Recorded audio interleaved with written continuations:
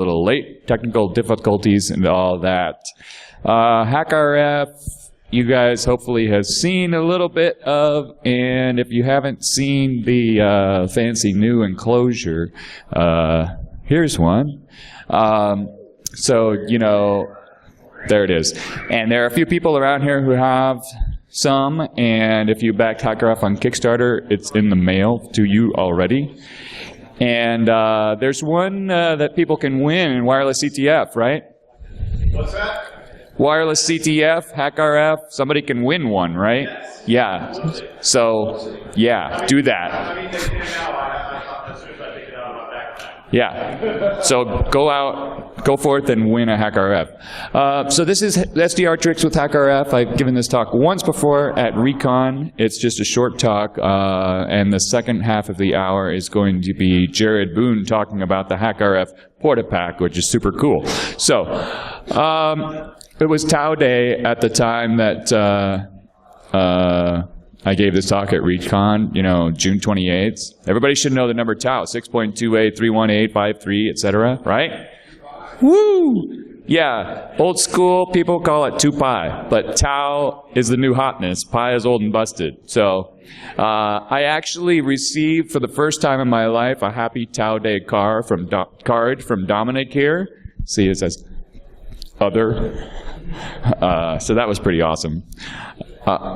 This is hackrf1 without the swank case. It's a SDR peripheral that operates from 10 megahertz to 6 gigahertz officially. Unofficially is part of what I'm going to talk about today. 20 megahertz bandwidth, and that's a function of the 20 megasample per second ADC. And it's a half duplex software-defined radio transceiver. It can transmit and receive, but it can't do both at the same time. And so I'm talking about kind of the top-level capabilities, like the high-level overview of what the capabilities are. And in this talk, I'm going to talk primarily about getting around these capabilities in various ways. Or sorry, getting around the limitations of these capabilities in various ways. So just a little bit of an overview of the hardware design so you can understand what I'm talking about. The architecture of hackrf.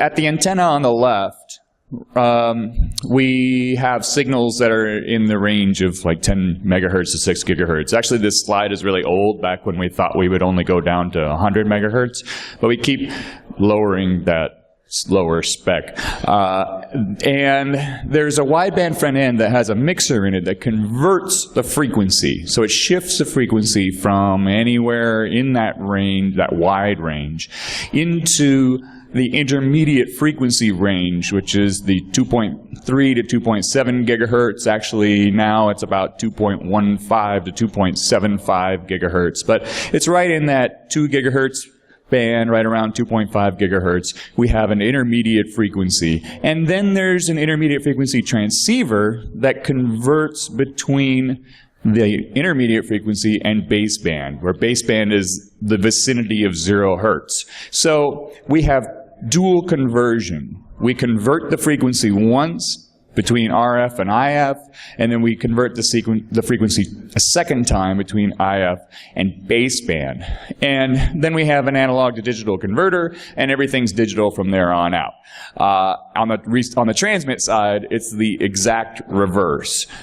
Same thing, we go digital to analog baseband around 0 hertz, and then it gets converted to the intermediate frequency, and then it gets converted to the RF, which is at whatever you configure it to between 10 megahertz and 6 gigahertz. So now that you're a little bit familiar with the architecture, the first thing I want to show you is tapping into the baseband directly, tapping into the analog baseband signals. So going back here, what we're doing is bypassing all this radio stuff and just talking to the ADC or DAC on this analog baseband connection directly. So we put a header there.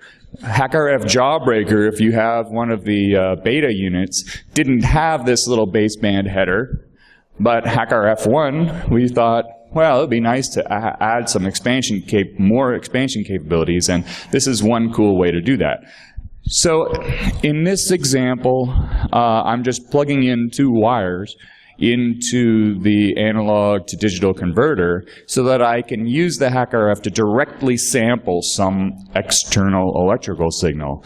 And for example, I might use something, I might use something like a Hot Wheels radar gun, which is one of my favorite toys. The Hot Wheels radar gun has like multiple components in it, and if you buy one from eBay, it might be broken. But most likely the part that's broken is that board you see there with the 2 red controls on it. It's the control board and LCD. And that's completely separate from the actual radio part, the actual radar that's within the Hot Wheels radar gun. So if you want to just use this thing for your own project, you just rip that part off and connect it directly to the radar with these 3 leads. All you have to do is give it a power supply, and you get an analog baseband radar return signal that you can plug into your oscilloscope, or you could plug it into your hackrf. And what we get is 2 channels. We have 2 ADCs. And each one is a differential signaling with 1 volt peak to peak, and the common mode voltage needs to be like around the middle of the supply voltage. So it's around 1.5 volts. And there's no anti-aliasing filter on there, so you have to kind of provide that on your own if you want. So it's a little bit tricky to interface with if you don't have much experience with electronics. It's not as easy to use as, say, an oscilloscope. But in this particular example, I was able to directly plug in the Hot Wheels radar gun with nothing other than just some wire going from the radar gun to the hackrf baseband header. And I was able to just like wave my hand around in front of the Hot Wheels radar gun, and I could see, like in GNU Radio, exactly what I expected to see. And like I could measure distances, or I could measure speed very easily. In addition, there's a direct to digital to analog converter. So you could use the hackrf kind of as a general purpose function generator, similar to how you could use it as a general purpose oscilloscope. It's, again, a little bit tricky to interface with because it's differential signaling, and it puts out a maximum of about 800 millivolts peak to peak. And again, there's no anti-aliasing filter, so you would need to provide that yourself if you were going to design a circuit to connect to this. In the future, it would be really cool to have, and I kind of started working on this, but it's a ways off probably. It would be really cool to have a little add-on board for hackrf that kind of takes care of some of these details for you, adds the filtering, adds the like a differential amplifier, so that you could just say, for example, plug in an off-the-shelf oscilloscope probe, or plug in, use this thing just like you would use a bench oscilloscope or function generator, kind of all in one. It wouldn't take very much circuitry. All the complicated stuff is already on hackrf, on the main board. Which is what this slide is about. It would just make it a little bit easier to use. And one thing, the reason I put this slide here is to remind me that you could interface with an external RF front end this way. And this is one of the most exciting possibilities for this kind of expansion, whether you use this baseband expansion board that may exist in the future, or whether you design your own circuit yourself to plug into the analog baseband header. One of the best uses for that, maybe, would be to experiment with a separate RF section, a separate radio other than the RF section of hackrf. If you just want to use hackrf to be the computer interface to your radio, this would be an excellent solution. Full duplex. Now, hackrf is half duplex, and But everything actually from the USB connector through the microcontroller and to the analog to digital converters and digital to analog converters is actually full duplex. So from that analog baseband header to the host computer, all of that, bidirectionally, you could operate in full duplex mode in theory at reduced sample rates. And so this is an interesting option if you were to, connect your own radio front end to it, that you could actually use it in full duplex mode. Or, maybe you'll just put, maybe we'd just add a second RF section, like a transmit-only RF section that we'd plug into the baseband header, and then you could use the onboard RF section for receive, or vice versa. The operating frequency of hackrf.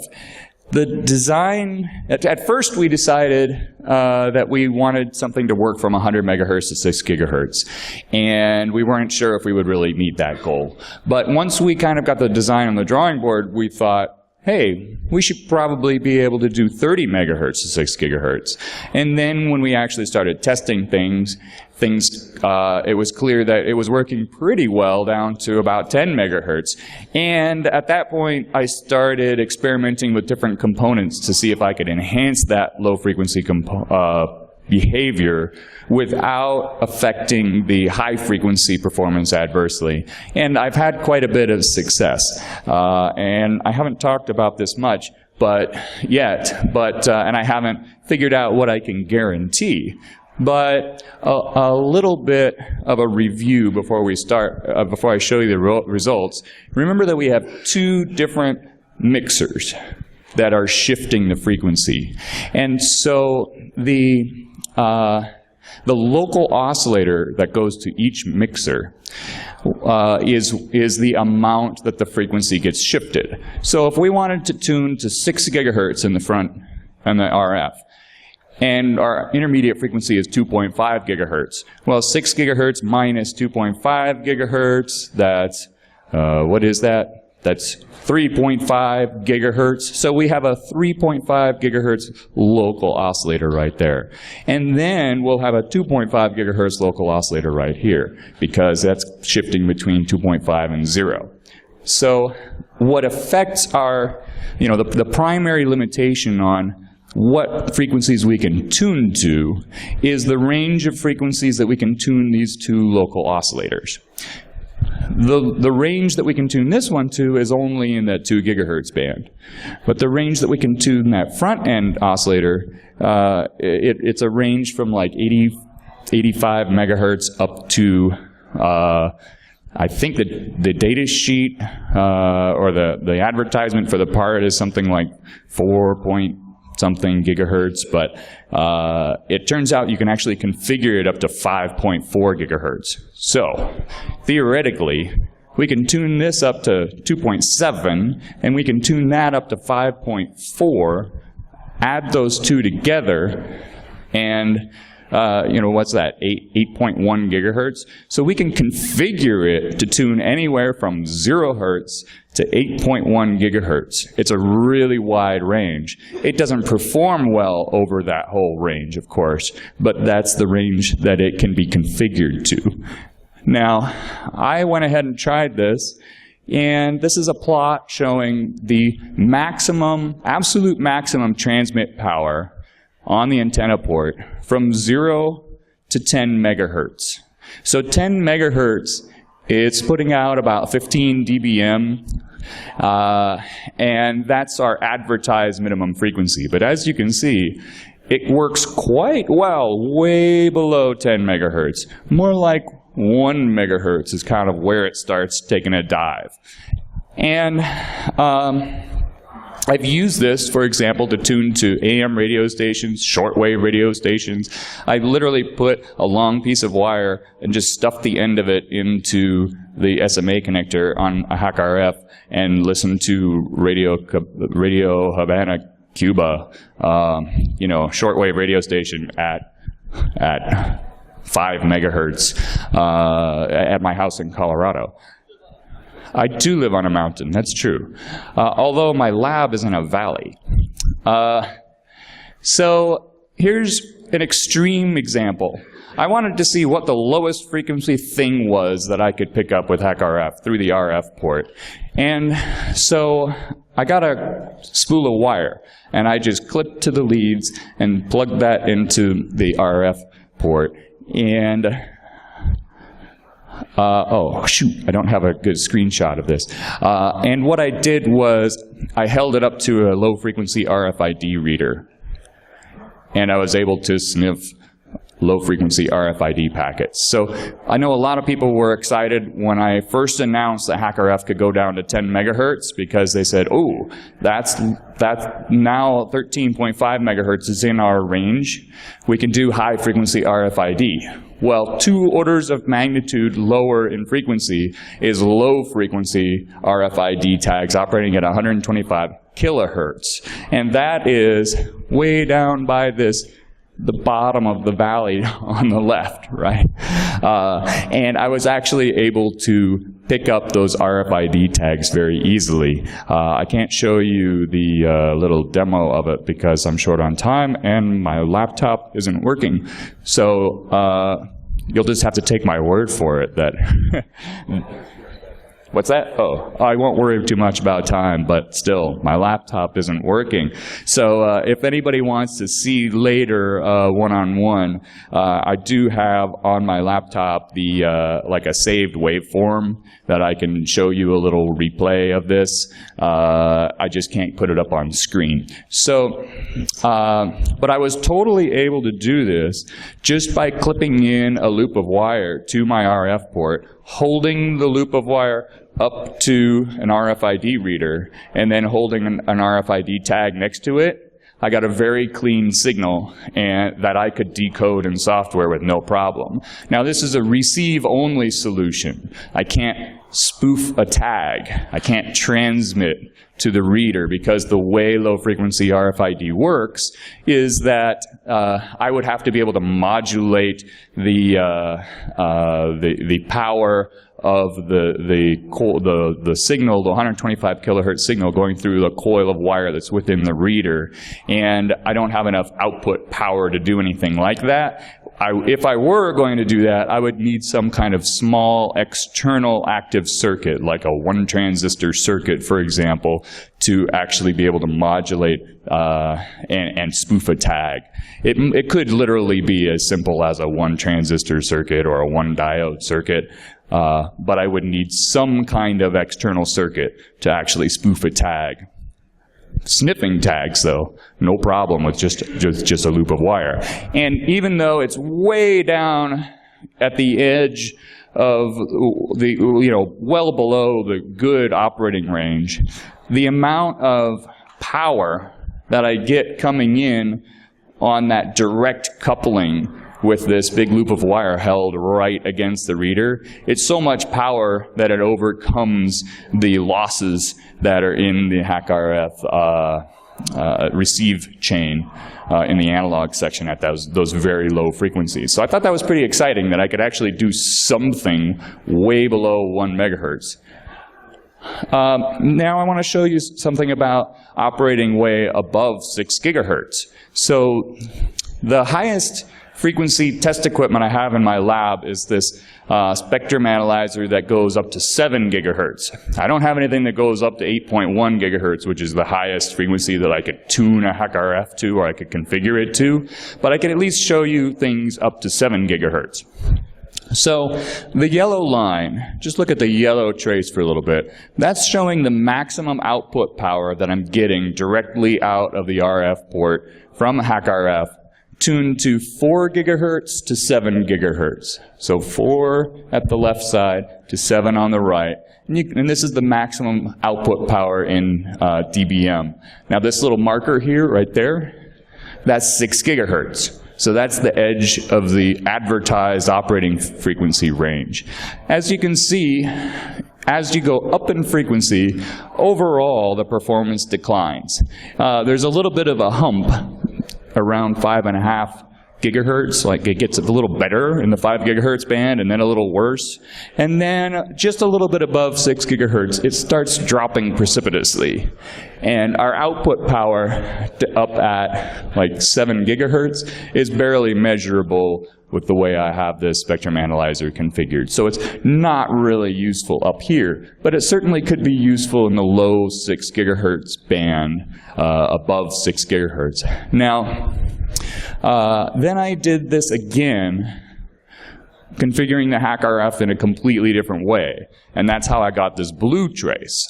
What I did was, I configured, I basically bypassed the entire front-end mixer. And I sent the intermediate frequency right out directly through the amplifier, the front-end amplifier to the antenna. So, and this is a normal configuration. This is how we tune to things like around 2.4 gigahertz, 2.5 gigahertz. That's how we normally tune to things in that 2 gigahertz band, the intermediate frequency band, is by bypassing the front-end mixer. So I bypass the front-end mixer, and then I look at the output power, maximum output power, and really maxing it out as much as I can. But I'm looking at the output power as I sweep the intermediate frequency from 2.175 or 2.15 to 2.75 gigahertz. I sweep that frequency, and then I got this blue line in the 4 to 7 gigahertz band. So why do we have these big peaks in this region from here to here, and then from this region from here off beyond my measured frequency range? It's because they're harmonics of the intermediate frequency. And so this range right here is twice the intermediate frequency. 2.15 times 2 is 4.25 gigahertz, and that's where this blue region starts here. And then 3 times that starts here. So this is the second harmonic and the third harmonic. Now, notice that especially way up here around 6.5 to 7 gigahertz, this actually allows us to get much more output power than we're able to by properly using the wideband front end and configuring it to operate like the way you would expect up here. Mike? The question is, am I still dumping tons of power out at 2.4 gigahertz? Absolutely, I certainly am. But by exploiting the harmonics, and if you were going to do this in real life, you would use a filter. You can take an off-the-shelf external filter that you can plug in between the hackrf and an antenna. You could actually operate at 7 gigahertz by filtering out everything below that would include all that power you're putting it out in the 2 gigahertz band. It's a pretty dirty trick, but it's something that can be done. And it's actually not too uncommon a trick for people who typically build equipment or use equipment in the many gigahertz. So one thing to note is that the frequency response is extremely non-flat of this blue curve. Especially note that gigantic peak around 4.9 gigahertz. The reason that it is so non-flat is because I'm actually overdriving the front-end amplifier. And so it's just like overdriving a guitar amplifier and getting that distortion. That distortion increases the harmonics that you get. So that when we look at the harmonics, if we're overdriving that front-end amplifier, we're able to get some extra oomph, some extra peaks in those harmonics at certain frequencies where things just kind of overdrive the amplifier a little bit more. So that's why we get a really good peak around 4.9 or 5 gigahertz, and that's probably why this is increasing and not decreasing in this region below 7 gigahertz. So what this does from 7 to 8.1, I don't know, but what I would expect is that the yellow curve drops off and becomes totally unusable if it's not already, and that the blue curve probably goes up and down a little bit and eventually, maybe traces something similar to this curve, but less so. So that's kind of a dirty trick you can use to to do some fun things at very high frequencies. And one other thing I wanted to note, I talked a little bit about kind of overcoming the limitations of the operating frequency range. I talked about overcoming the limitations of half duplex if you use that baseband header. But another thing I want to note is that theoretically you could overcome limitations of the sample rate. We have a sampler that is spec'd to run up to 22 megasamples per second. But we always figured it was wishful thinking that we'd just barely get up to 20 megahertz on, 20 megasamples per second on our USB interface. So as it turns out, at least on some USB host controllers, we can actually exceed that. And like on my laptop, I can reliably run at a maximum sample rate of 21.5 megasamples per second. So just a little bit higher than 20 million samples per second, which is 43 megabytes per second going over USB. That's a lot to go over high-speed USB. I've actually never seen any other USB device go that fast, except for super speed USB devices, of course. And additionally, if you were to do processing on the ARM instead of on the host computer and not worry about the limitation of USB, you might even be able to go a little bit faster. And if you want to learn about running code on the ARM, stick around for the next half hour to talk to listen to Jared. There is a little, there is some header, there's an extra header that you can install on hackrf1 that gives you direct access to pins on the CPLD, which is just some little logic glue between the ARM and the ADC DAC. So you could completely bypass the ARM and stream your samples in and out of those CPLD pins, like if you had an external FPGA board or something like that. And you might even be able to get a little bit more sample rate out that way. The ADC DAC chip is spec'd to run at 22 million samples per second, but I believe it can be overclocked in many cases.